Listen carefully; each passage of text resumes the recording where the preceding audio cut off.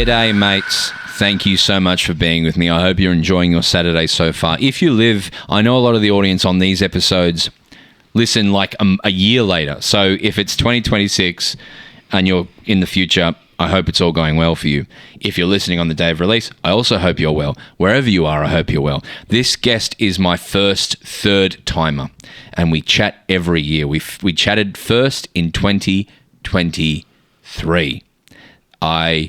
I say this every time, but I was looking for someone to come and be on this podcast who could bring some legitimacy and some balance. And I found this person who I'd seen their articles a lot at the time for this in the Age print or articles for the Age.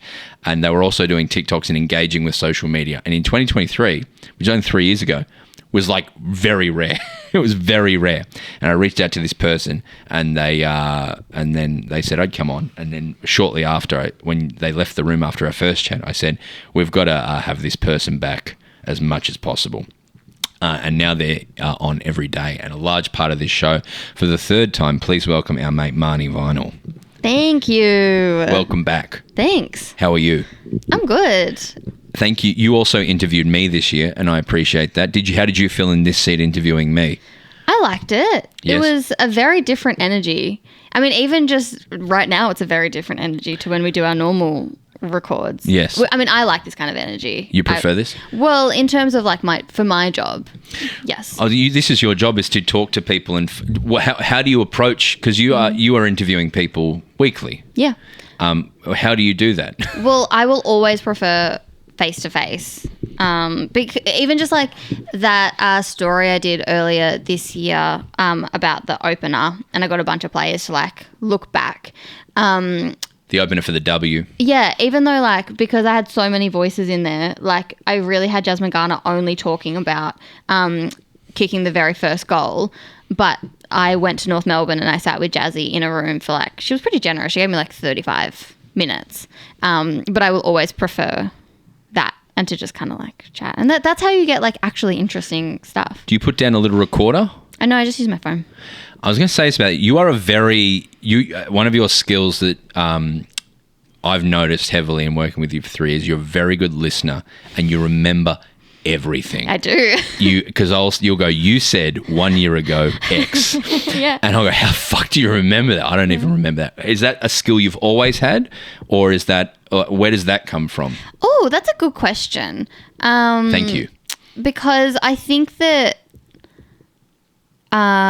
especially like I had a lot of social anxiety growing up, and I was very used to like fly on the wall feeling like that. Like I was I think my parents would probably argue against that, because like what they saw of me was like very outgoing and very sociable, and I made friends wherever I went. But I remember like having a lot of social anxiety, and so there were some rooms as well, like when you've got big personalities, where it's just like, oh, I will just sit and listen, take it in, and like that isn't also an enjoyable experience. And I deal a lot better. I think I can't do my job as well if I've done a lot of work in that area. But but even just like I did Offsiders like the other week, and I think it's so fascinating when you've got personalities that you think like the producer has put together personalities that they think are TV worthy. So there's obviously, when you're doing like rundowns and even just like hair and makeup, everyone's competing for like airtime and to tell their stories, because those are the types of personalities you've got. Like you'll come across it all the time with performers as well, I'm sure. There's times where like, even in social settings, you've got all of these personalities that are used to taking up a lot of, I don't want to say oxygen in the room. That's not what I'm trying to... No, but airspace, Airspace. And they're used to being like loud, and I'm fine with just like slinking back and just listening and observing, because I find that just as an enjoyable experience. It's a very good point, because with a show like Offsiders, it's people who are, I don't know, experts in sport, or like think about it more than most people. And for each sport in a show like that, where it's covering every sport in Australia and what happened this weekend, you have literally 30 seconds to get out your article or the cliff notes of what you would usually say. Yeah. And so you would want to come across good. And it's on shows like Footy Classified and other things as well, where you want to sound the best you possibly can. It would be horrifying and very scary. So is there anything to being a younger sibling in this sitting and listening and having, because I know for my brother, I talked for my brother for the first 10 years of his life, and he's a very quiet person now, but he's a very observant and is there something to that? I think that in my family setting, I just fit straight into younger sister energy, and I perform for my family. I have to try and stop myself. Like I'm very conscious of being too annoying around like Christmas, and like my sister often like flies, she lives in Korea, she's very cool, will come and like fly and stay with me, and I'm like, she actually doesn't want you to perform a musical at 6 a.m. Like I'm very theatrical around my family, and I am that person who's just like, oh my God, I just want to tell you everything. Like I'm not quiet in that setting. Why does your sister live in Korea? Oh, she's a reporter for the Washington Post. So your sister is a journalist. The coolest person I know by far, which is always like so funny when people ask me about how I got into journalism, and then they find that out and they're like, oh, so you just followed in her footsteps. I'm like, no, I watched Frances. Like she wanted to be a journalist since she was like 8. Like she always knew that that's what she was going to do.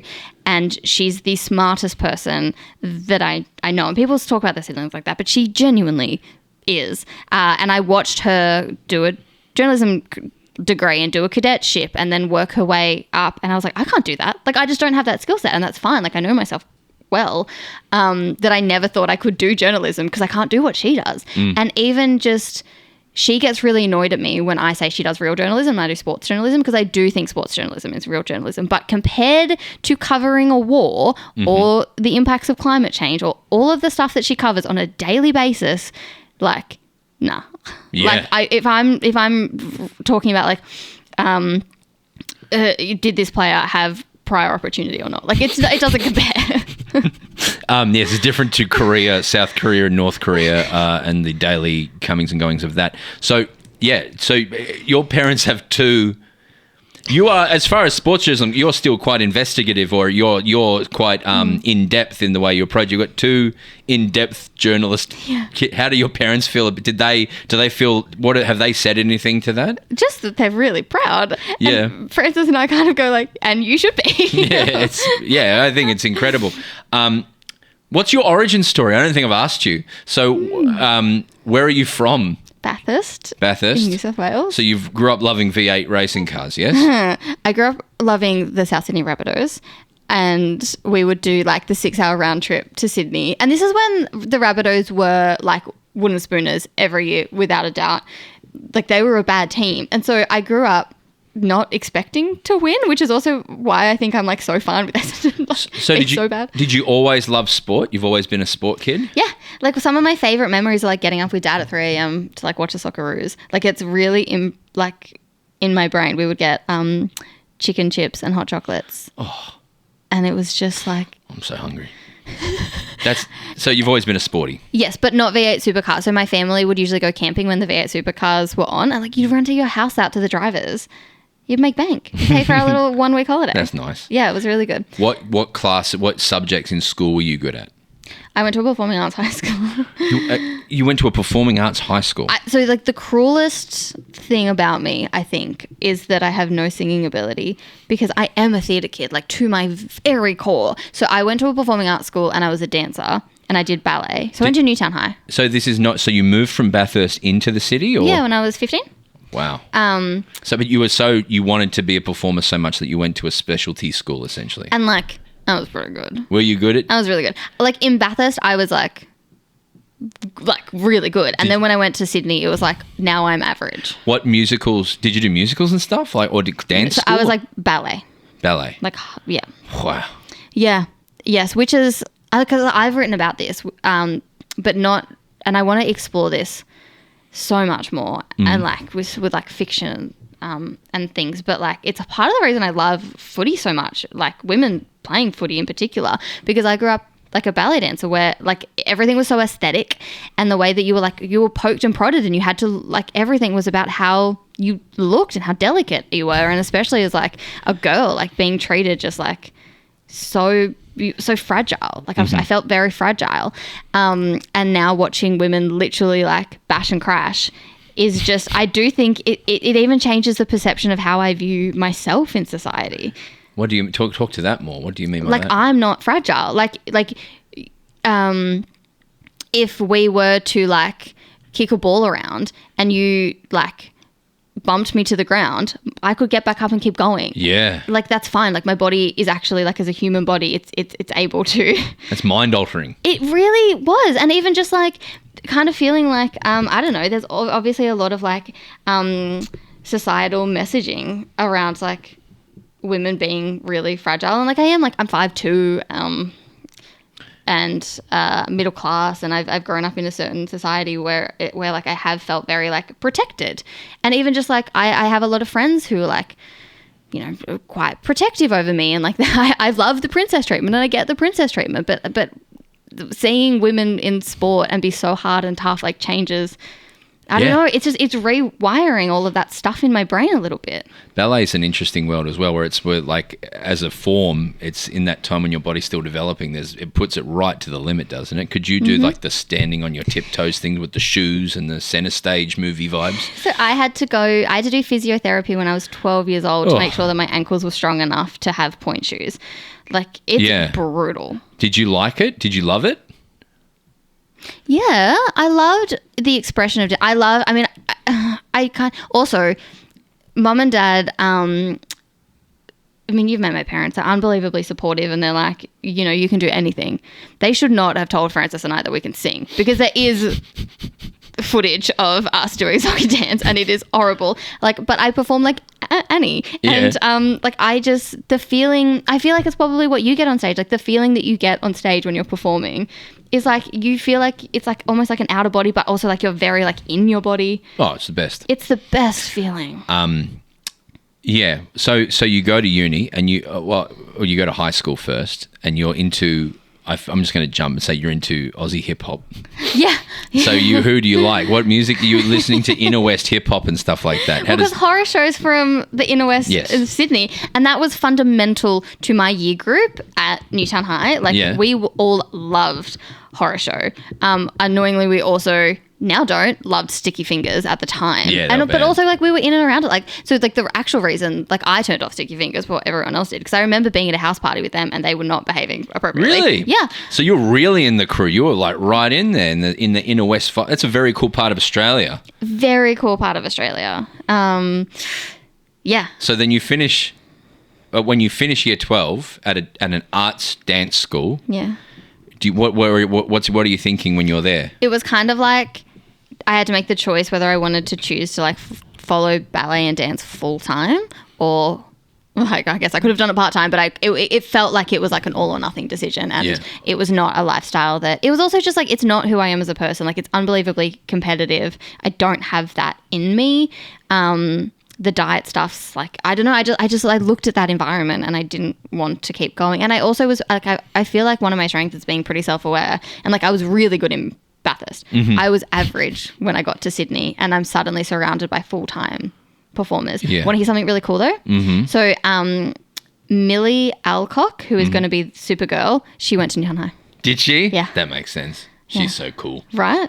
Yeah, they did a walkthrough of her mum's house where she was staying. And very cool. Yeah, that's very fascinating. Oh, I remember I sung a lot too, and I just remember it's good to have that self-awareness as well. Like, as much as you like doing it, it's like when I could have gone into acting school or music theatre school, and I went, can do the acting better, even though I can do that one okay. Yeah. The one I'm like, and the focusing in is a good thing to have in your late teens. So you go, okay, I'm not going to pursue that professionally. It's too competitive. I can't sing. What do you think? I just kind of did a gap year, and then Frances moved to Melbourne, and I just wanted to be around my sister, so I moved to Melbourne. Really? Yeah, she went to Monash, so I went to Monash. I did a double degree in business and arts because I didn't know what I wanted to do. How was that? It was a culture shock going from Newtown, which was an unbelievably progressive high school. To where? To Monash University, so Caulfield. And I was in the business stream as well as the art stream, and being like, why is everyone's opinion so bad? Like, I remember just being like, why is everyone so bad? Like, I didn't know that the world was like that. It was a rude shock to me, and it was horrible, actually. Marrickville to Caulfield's a huge jump.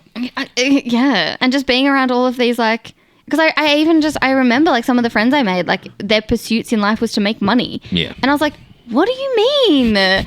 Like, okay, but also don't you want to do that by doing something that like brings you joy? Like you're literally only doing a business degree because that is your path to make the most money. And I know that like that's also like coming from like a very privileged position where like I do think following your dreams, you have to have like a safety net to do that properly. But I was just like the whole sphere was just completely different culturally. I'm very lucky to have had that too, of knowing what I liked to do, or at least the privilege to be able to pursue that for my early years, because it changes your brain and goes, well, I just want to be doing the thing that I like. But some people never find that, or they're too afraid to go and find that, or they don't have the circumstances where they're allowed to go and find that. I had such a fascinating conversation the other day with Darcy Vesio because my dream is to write a book, like a fiction book, and I am too scared to do that. Like I'm just too scared. Like it's the thing I want most in the entire world, and so that's too scary for me. Do you have drafts in your head? Yes. I write dialogue in my head every single day. I've now started putting it like to paper, and Francis is the only person that I've shown. But it's just like going after your actual like the dream is really scary. You must, and you will, and you should. There's one of my favorite comedians is a guy called Daniel Kitson, and when I say favorite, that's like, you know, he's one of the best stand-up comedians ever. And he had a show. It was in my very formative years when I started writing comedy, about the impossible turning to the inevitable, and he just told stories that were about he loved this girl and he would never tell her, and it gets to the point where he's knocking at her door and to tell her that, and just things like that. But that idea of the things we believe impossible will eventually become inevitable. Yeah. You will write this stuff, and like me doing this solo show this year is exactly that. The one thing, like you should just start doing it. Yeah, sorry. So I didn't just name drop Vesio. The reason I just said Vesio is because Vesio was talking to me about, I was being like, it's too hard because in my head, like it's the thing I want most. I'm such a perfectionist with it comes to writing stuff. I can't, like I'm self-censor every time I try and do anything. And Das was like, yeah, but like my first art show was average. Like I don't think it was, obviously, but like in their mind, yeah. And Das was like, you have to do the first one to do the next one. And now my art's great. Obviously, I'm paraphrasing that. It's not what Darcy said word for word, but was basically just like how I feel about my art. What's the phrase? Don't let perfection get in the way of progress, or something like that.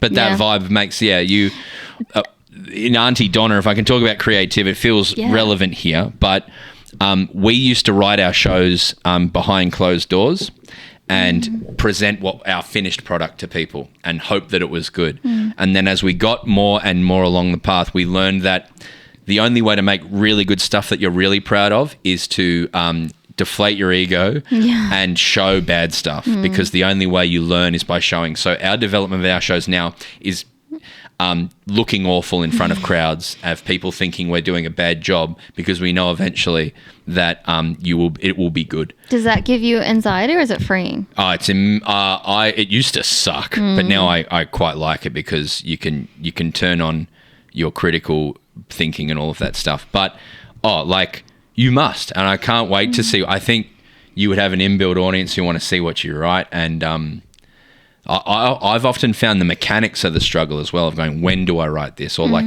people don't often talk about people talk about like the mental barriers, but like, when will I write this and how long will I write it for? And becoming a creative. Do you feel like you're a creative person? Yes, unbelievably. But I'm creative every single day in the work that I do, like structuring features on players. That takes an immense amount of creativity. How do you have like structures in your head about how to become to be creative? Do you have things you do? Yeah.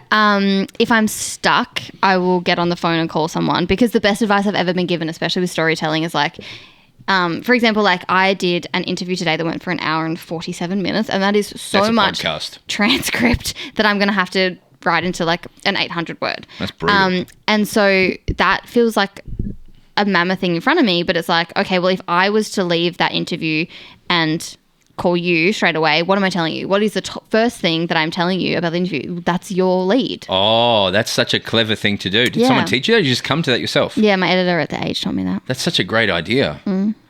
What's the thing that's going to hook? What's the elevator pitch? Yeah, like, what are you most excited about by that? That's cool. One thing that there's is structured times without the distractions, things that come into the worst. And the more oasis you can give yourself, the better the creativity. And repetition is the other thing I've learned. That's so exciting, though. Yeah. Well, it's also because, like, I can tell you what it feels like to be a woman in sport until the cows come home. It's not going to be as impactful as if I write a creative story that paints it. Like, I do think, like, show is always better than tell. We talk about this as well, like when we're talking about how we will approach the AFLW just on our little show, but going, how's the way to make people who aren't watching 9 games a week, how do you make them engaged in AFLW? And we've both talked about the idea of storytelling and getting people involved in the characters and the stories of it. Is that something you think about when you write? 100%. I will include it because I know it's so important, but Jazzy Garner getting 26 touches tells me nothing. Like, describe a moment where she had to weave through traffic. Like, you know what I mean? Like, like numbers to me, and I know that numbers mean a lot to a lot of people, so I will always include that, and I think it's important to back stuff up with evidence. But it's like, okay, like I could sit here and tell people that never have watched a game of AFLW before that Jazzy Garner is the best player in the league.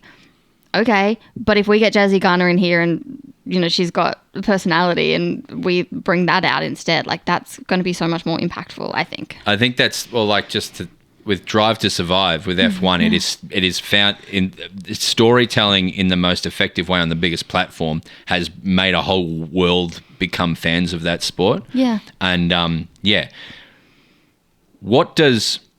To pivot to what you do now, so let's finish this story. I think this is a good place. This is the origin story Marnie episode. Yeah. So how do you go from business degree with your business mates and going, actually, I want to cover sport and I want to do journalism? So I started writing when I was at university, and I wrote for a place called, do you know Uni Junkie? So Junkie had like a uni stream at the time. So I did a lot of predominantly freelance. Auntie Donna articles every time we did. Yeah. I did a lot of writing for them, and that just like snowballed.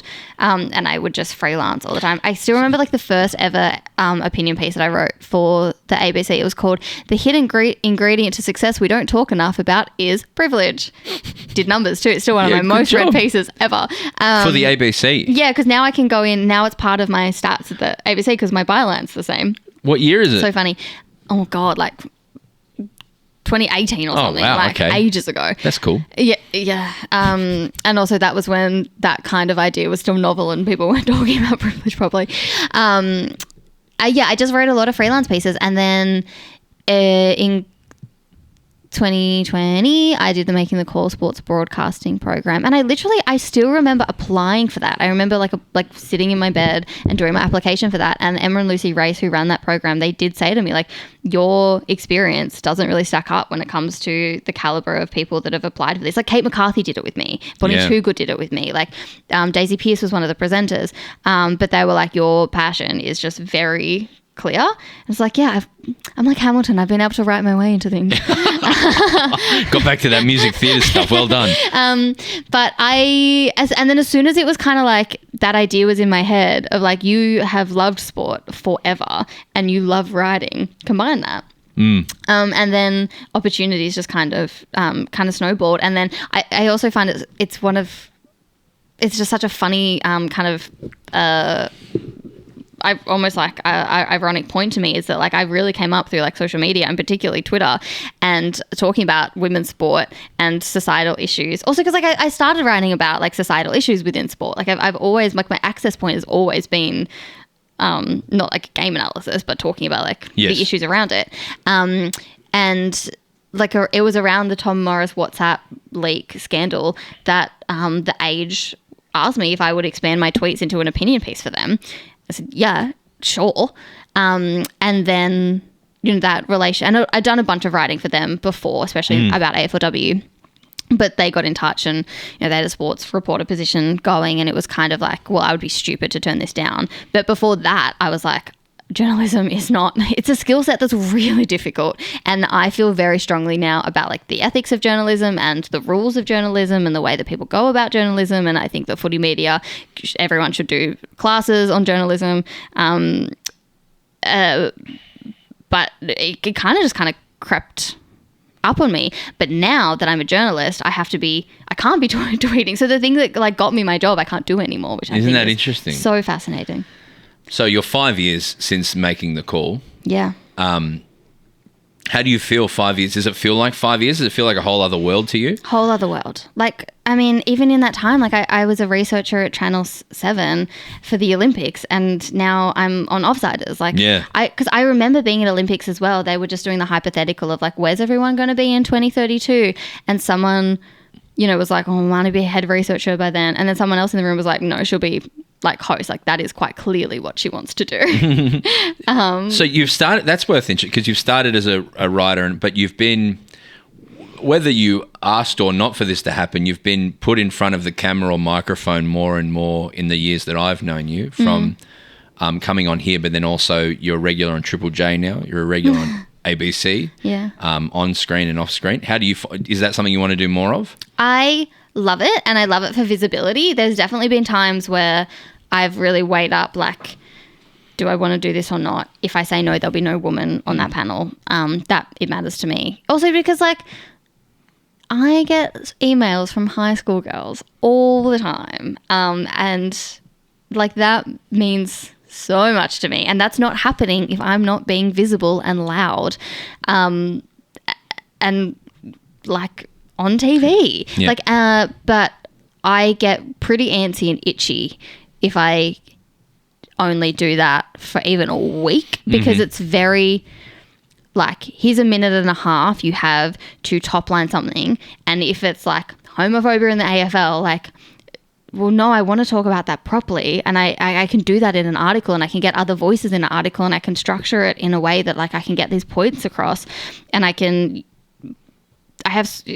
tell a story, and I can make people care and make people feel. With TV, it's like, you have 30 seconds to give me some scores and tell me why this thing matters. And like, I love doing that, but it's not as fulfilling. And TikTok's the same and everything. Like, they're all just quick. TikTok. I hate TikTok. I go back and forth about deleting it almost daily, because it is, you need to have something spicy to say within 30 seconds. You can't actually have any meaningful, nuanced discussion on there. Some people do it, and some people do it unbelievably well, and like, hats off to them. But for 99%, it is,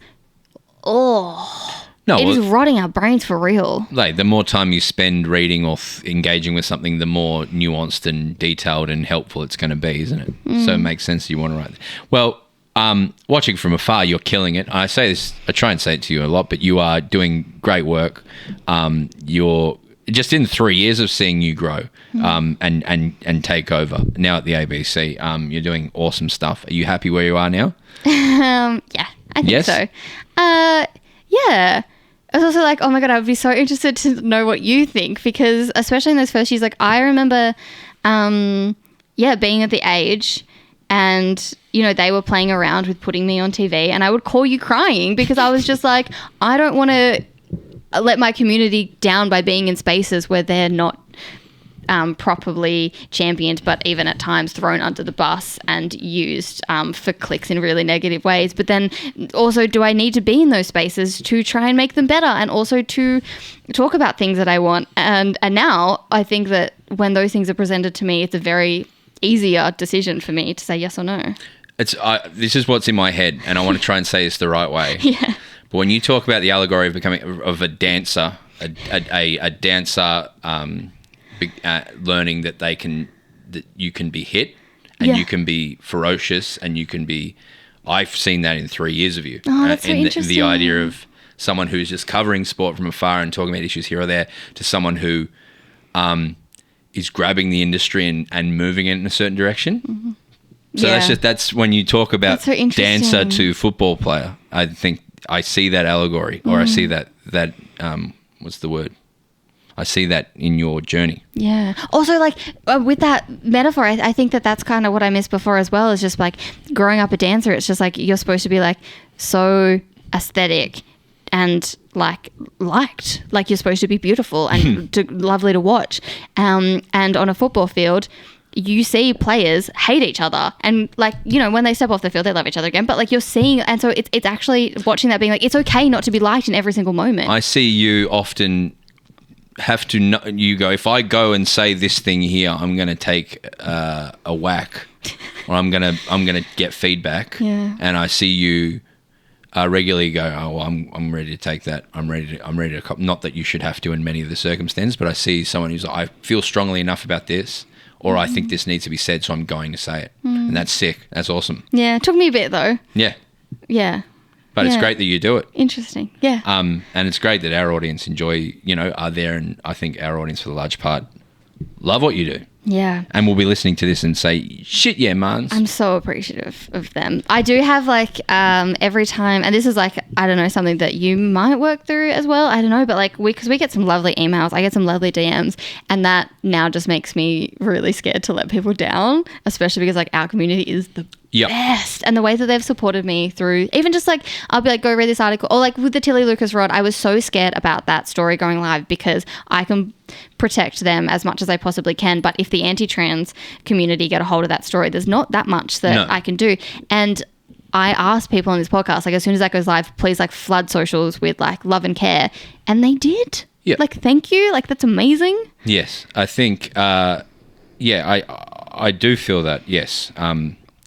There also are people gravitate to good thoughts as well, and like just you being out there and doing it is, positivity breeds positivity, and energy breeds energy. So, yeah, it's great. Well, actually, Twitter will tell you that I whine all the time. Yes, I don't go there anymore. It's not for me. It's horrible. My favorite is that AFLW actually stands for AFL Whinge. That's lame. That's funny. I like that. Well, great. Well, you can catch Marnie on this show. You can read Marnie's articles that come out or intermittently, or weekly, or thereabouts. You'll be on this pod. I'll say as well, as we go into W, and Donna goes on tour, Marnie is heading up W, and you will already, but show her the love and support as she champions it. We'll be around, but when we can't, it's Marnie's show, so give her the love and support. Anything else from you that you want to leave people with, apart from what the name of your book and what it's going to be about? I mean, I've already said thank you to everyone that listens, but like I genuinely, like it's really overwhelming, like genuinely very overwhelming. I have so many screenshots of all the, and like, because sometimes like I don't reply because I don't know how. I have screenshots of like all the messages that people have sent me, and they go to them for strength, but also you, like, thank you. No, I don't accept that. I think you should. No, I'm very grateful to have you and Patty and and Tom around for all this. It's a very fun thing to do. Yeah, but also like there's a space that people can go, and that makes me feel like, so like the fact that I feel so comfortable to be like, you don't belong in sport, then come, and like Broden and Tom will take care of you, and I know that you will. Yes. Oh, that's nice. That's lovely to hear. I appreciate that. Thank you for that, and thank you for listening, everyone. We are out of here. Enjoy the footy this weekend. Bounce that pill. This is a Grouse House podcast.